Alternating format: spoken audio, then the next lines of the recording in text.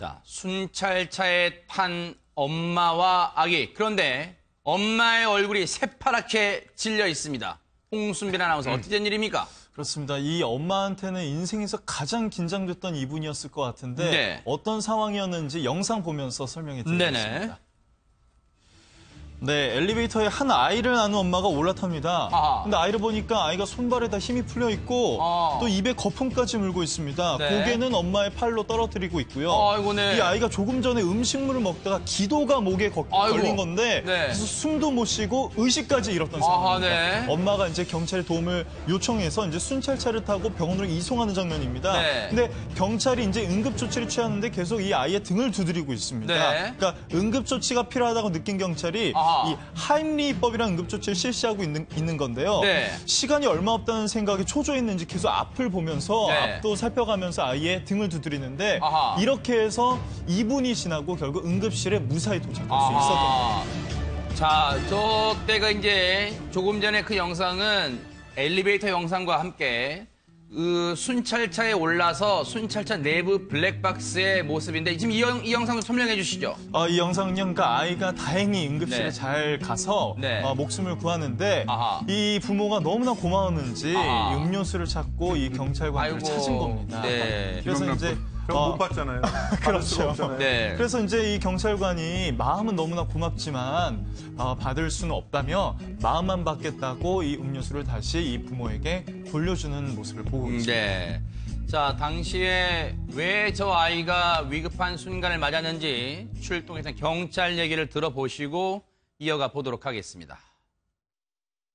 아파트 그때 이제 좀 그 순찰 돌다가 급박하게 이제 애치는 소리를 들었었어요. 그래서 무슨 일 났는가 보다 하고 이제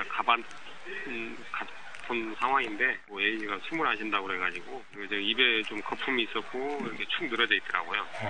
애기가 왜 숨을 안 쉬냐고 그러니까 네. 뭐 그때 뭐 보쌈인가를 먹었다고 그러더라고요. 그러니까 이게 뭐가 목에 이제 기도에 뭐 박혔는가 보다. 그래서 이제 그때 그 하임리히법 그걸로 해서 이렇게 이제 좀 두들기고 바로 가까운 병원으로 이렇게 후송 조치해가지고 애기가 이제 살아난 거죠.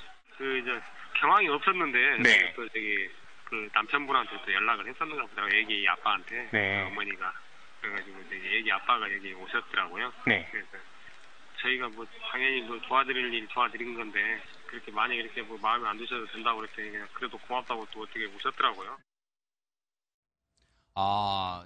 홍순빈 아나운서. 그러니까 아이에게 이 아이가 3살 배기 아이였는데 음식을 먹였는데 그 음식이 보쌈이었나 봐요. 그렇습니다. 네. 보통 이 보쌈이 또 잘게 자르지 않으면 굉장히 또 크게 이렇게 나오는데 네. 이걸 아마 좀 그대로 먹었는지 아니면 네. 아이가 너무 어려서 그랬는지 이 보쌈이 목에 걸렸나 봐요. 네. 잠시 후에 얼굴이 창백해지더니 숨까지 못 쉬고 거품까지 물으니까 기도에 걸렸다는 걸 파악을 하게 된 네. 거죠. 사실 이 엄마 입장, 부모 입장에서는요, 이제 이 방송 보시는 분들이, 무슨 애한테 김치보쌈을 먹여 하겠지만, 이 부모 입장에서는요, 조금 잘게 잘났다고 생각해서 이제 먹여도 된다라고 생각할 수도 있잖아요. 근데 그렇죠. 아이들이 또 성인들과 달라서 김복준 의원님, 예. 조금만 크기가 커도 아이들 입장에서는 그 부담이 될 수도 있어요, 음식물이.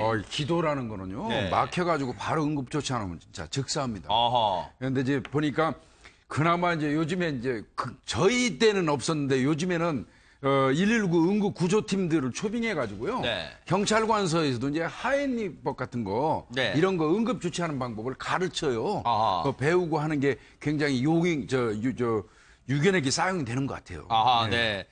이 하임리 요법으로 이제 이 앞서 순찰차 블랙박스 내부 영상을 보면 하임리 요법으로 뭐 등을 두드리고 간다는 영상을 뭐 보여드렸고 홍순빈 아나운서가 뭐 응급조치라고 설명했는데 하임리 요법이 대체 뭡니까? 그러니까 음식물이나 이물질로 이제 기도가 막혔을 때 머리를 낮추고 등과 배를 위로 세게 밀어 올리는 네. 응급처치법입니다. 네. 그래서 이제 걸렸다 말씀하세요. 싶을 때 바로 하는 게 좋고요. 저도 네. 고등학교 때 이 얼음물 먹다가 기도에 걸린 적이 있었는데 네. 다행히 이 하임리히법을 할 수 있는 친구가 있어서 네. 저희 그 얼음을 뱉어낼 수 있었거든요. 네. 이게 말씀하신 아이들한테 할 때하고 성인하고 할 때하고 좀 다르거든요. 아이들 할 때는 45도 각도로 완전히 상체를 기울여서 네. 1살서부터 한 3살까지는 엎드리게 한 다음에 등을 두드리는 방법으로 이제 밀어내는 것이고 지금 성인 같은 경우는 상체를 좀 낮추게 한 다음에 복부 쪽에 충격을 가하거나 어깨 축지, 네. 어깨 축지를 위쪽으로 밀어 올리면서 이렇게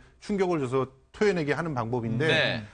근데 사실 이거 알고 있어도요. 지금 그런 일이 딱 있었을 때 바로 그걸 생각해내고 한다는 게 지금 굉장히 어렵고 더군다나 이제 엄마 아빠들 같은 경우는 이런 상식을 모르면은 손가락으로 자꾸 뭘 집어넣어서 꺼내려고 하거든요. 이러면 더 그 큰일이 벌어지기 때문에 네.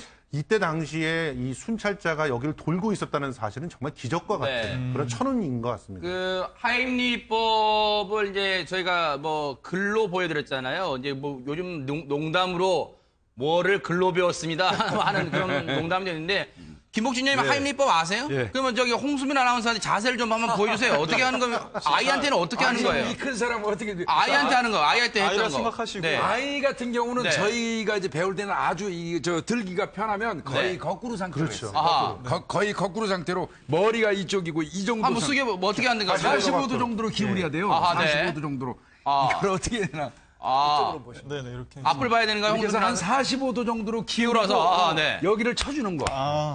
그게 이제 앞쪽으로 네. 보면 명치 쪽을 치는 거예요. 뒤에. 그렇죠. 네. 고개는 네. 어떻게 해야 되나요? 등 고개. 가운데 이 부분이 이렇게 그 고개 부분을 숙여야 되나요, 치면 이렇게 쳐주는 건데 아. 많이 기울어져야 돼. 이렇게 45도 정도. 45도로 기울어야 되나 그게 포인트군요. 네. 앞서 그러면 이 경찰분도 순간 하임리 요법을 생각해내고 순찰차는 계속 아이의 등을 그래서 45도로 때린 거죠, 계속. 예, 네. 예.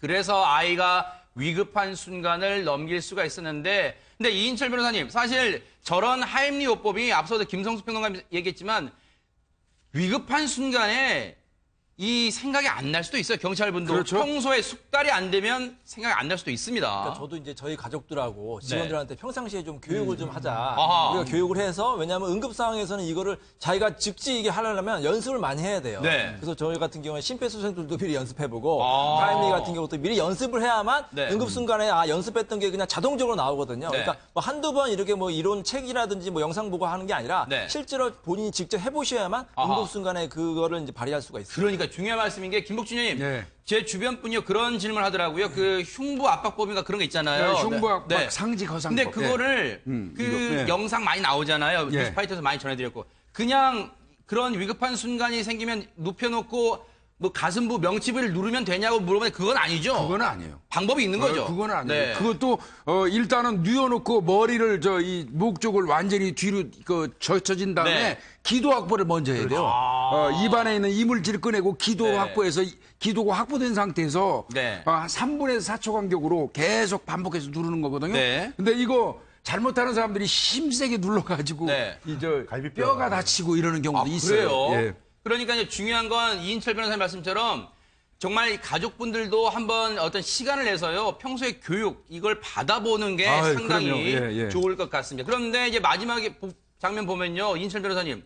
그 이제 아버님인 것 같아요. 그 이제 아들을 정말 응급한 순간에 도와주셔서 감사하다고 경찰서 찾았는데 저 음료수 같은 거 저 받으면 저보다 경찰 분이 손살이 찌니까 아이고 안 됩니다 하는데 저거 진짜 안 되는 거예요? 저 정도도 안 받는 거예요? 그러니까 이제 부정청탁 및 금분수수법 우리가 이제 잘 알고 있는 김명란법에 의해서 세상에. 안 된다고 하겠는데 네. 그 법에 의하면 선물 기준은 5만 원이에요. 네. 5만 원이 넘는 선물을 하지 말고 네. 또 업무 공무와 관련이 있을 경우에는 5만 원 이하라도 받으면 안 되거든요. 근데 뭐 제 생각에 뭐 저 사람이 이렇게 부정한 용도로 주는 것도 아니고 그냥 감사해서 주는 건데 하여튼 네. 법적으로 뭐 엄격하게 따지면 안 된다고 하니까 네. 그냥 마음만 주시기 바랍니다. 그러니까요.